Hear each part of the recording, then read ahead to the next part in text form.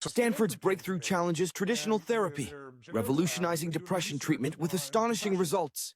And what they found was that by doing meta-studies, is only 40% of the people who go in for therapy, who they get drugs and therapy together usually, only 40% make any improvement. 60% don't improve at all. That's not a lot more than what you can get on some placebos. Mm-hmm.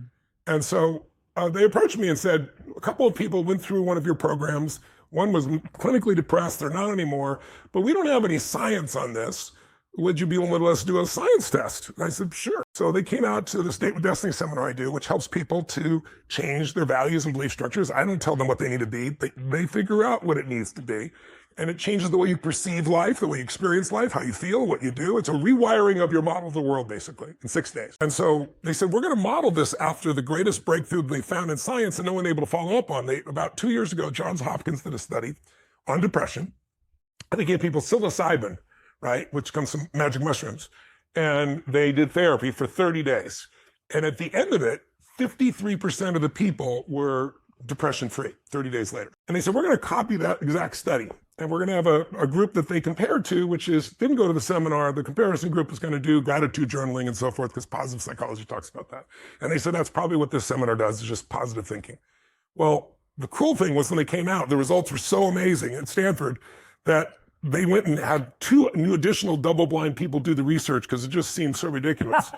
At the end of the first week, 63% of people had no depression symptoms. At the end of 6 weeks, it can increase through time. 100% of the people had no depression symptoms. 19% of the people had suicidal ideation. 0 had suicidal ideation. It blows away any study. It just came out. It's coming out next week in the Psychiatric Journal, which is Journal of American Medical Association, Psychiatric Journal are the 2 top journals in the field. They can't even believe it. So they're going to do more. And the actual scientific article says this is more powerful than any drug therapy or any forms of normal therapy combined.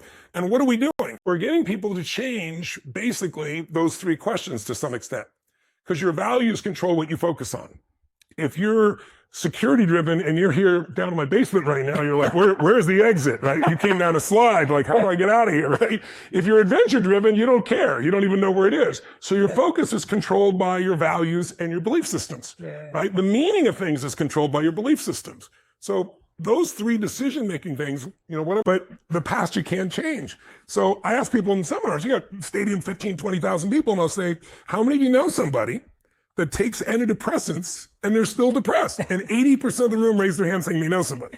Wow. Well, how come? Because all antidepressants do is numb you so that you're less intense, but they don't deal with the source of the problem, which is you're constantly seeing what's missing. I got a buddy, I'll rent his church for 15,000 people. They're not going to keep Costco open and shut down the church.